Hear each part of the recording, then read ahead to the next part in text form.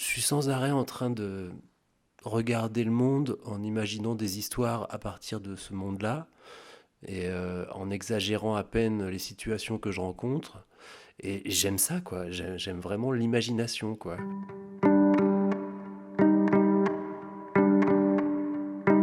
Parole d'écrivain, saison 5, cinquième épisode, par Sarah Masson.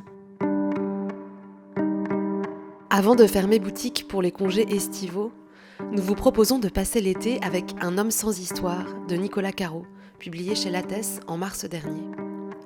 Une séance de rattrapage avant notre rentrée littéraire de septembre 2022. Nicolas Caro est un écrivain prolifique qui publie pourtant son tout premier roman.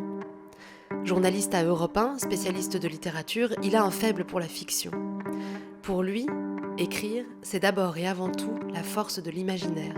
C'est la vie, puissance 10 000. Je sais pas tellement ce qui m'a donné envie d'écrire.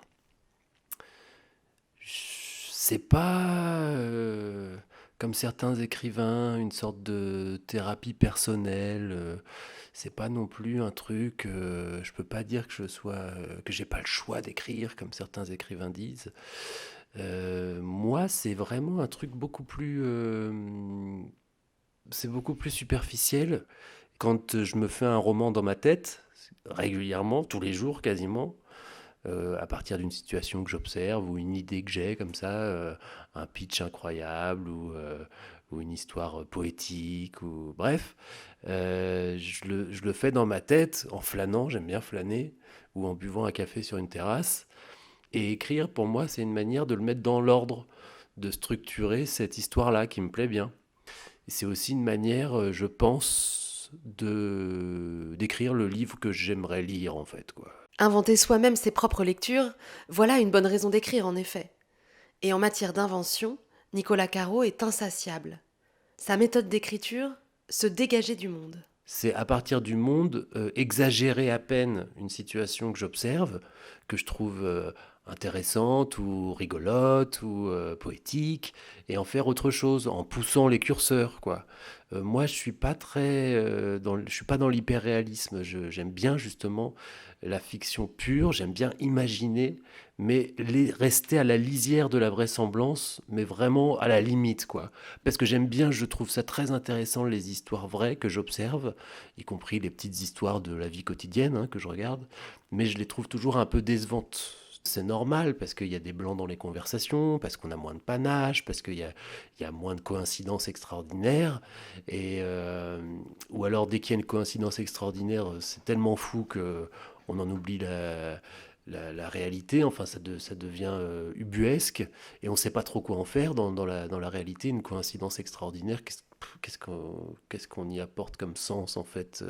On y cherche un signe de l'univers, un truc, alors qu'en fait c'est juste une coïncidence.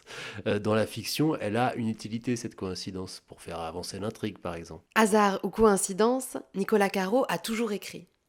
Mais il a pris, comme beaucoup, le chemin du journalisme comme prélude à ses essais littéraires. Je suis devenu journaliste comme un prétexte pour écrire en fait.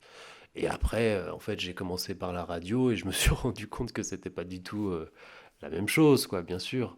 Mais au départ, je pense que c'était ça le moteur. Donc, moi, j'écris depuis toujours, en fait. J'ai écrit des essais, mais c'était plus mon travail de journaliste. Mais depuis 20 ans, j'écris des romans dans mon coin, mais j'étais pas satisfait. Je trouvais que c'était pas à la hauteur de ce que je voulais faire. Je trouvais que c'était pas abouti.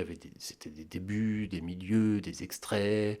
Je changeais sans arrêt de sujet en me disant non, non, ça va pas, faut faire autre chose. Et donc j'ai fini par publier ce premier roman, même si j'en suis pas à 100% satisfait, mais il y a un moment où il faut quand même se lancer. Il se lance donc, et avec succès, tout en se posant la question du statut et du rôle de l'écrivain dans la société.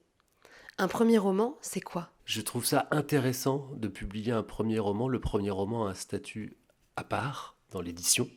Mais en fait, je me pose la question depuis quelque temps de savoir qu'est-ce que c'est un premier roman. Est-ce que c'est un premier roman publié ou est-ce que c'est le premier roman qu'on a écrit mais qu'on n'a pas proposé? De la même manière que qu'est-ce que ça veut dire être écrivain?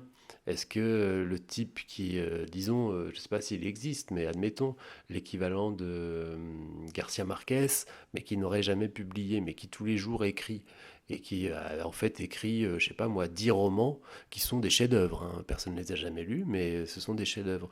Il voit le monde par un filtre poétique, il a une vision du monde particulière, il a des techniques littéraires et tout, mais il publie pas.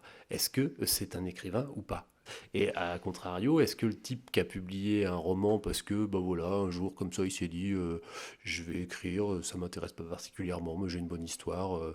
En 3 semaines, il a écrit un premier jet qui en fait a été publié par un concours de circonstances.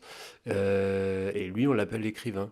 En l'espèce, je pense que c'est l'attitude, enfin c'est le rapport au monde, l'écrivain. C'est celui qui, à mon avis, voit le monde d'une certaine manière avec un filtre particulier. Ça peut être poétique, ça peut être par l'imagination, mais c'est une attitude et puis c'est aussi prendre au sérieux le langage, quoi. C'est faire des efforts d'invention littéraire aussi, de technique littéraire. Pour moi, c'est ça. Écrire, c'est avoir lu. Enfin, c'est s'être nourri d'une tradition littéraire, des romanciers, des techniques des romanciers, c'est lire d'une manière particulière aussi. Pour moi, il n'y a pas de bon écrivain qui ne lit pas. Ce serait comme imaginer un architecte qui n'a jamais habité une maison, par exemple, ou qui n'en a jamais vu. Je pense que c'est fondamental. Et alors moi, j'ai un rapport à la lecture très particulier parce que mon travail fait que je lis 3 romans par semaine, ce qui est très chouette. C'est vraiment, j'aime beaucoup mon travail, hein, mais en même temps, pour écrire, c'est un peu compliqué, pour une question de rythme surtout. C'est-à-dire que écrire en même temps qu'on lit, c'est comme essayer de jouer à la batterie du rock pendant qu'un type dans votre tête joue du jazz. Et ça crée des, des dissonances, quoi. Alors moi, j'ai résolu le problème avec des romans diapason qui sont sur mon bureau. C'est-à-dire qu'avant de me mettre à écrire à chaque fois, bon, soit je relis le début de texte que j'ai fait moi, ça arrive, mais souvent je prends plutôt un de ces romans diapason et j'en lis quelques pages et ça me redonne le rythme. Et je me dis, ah oui, c'est ça. Et, hop, la musique revient et tac, tac, tac, tac, tac, je peux me remettre à écrire dans mon bon rythme. Plongez, chers auditeurs, dans le rythme d'un homme sans histoire de Nicolas Caro. Et rendez-vous à la rentrée pour de nouvelles découvertes chez Jean-Claude Lattès. D'ici là, bonne écoute et à bientôt.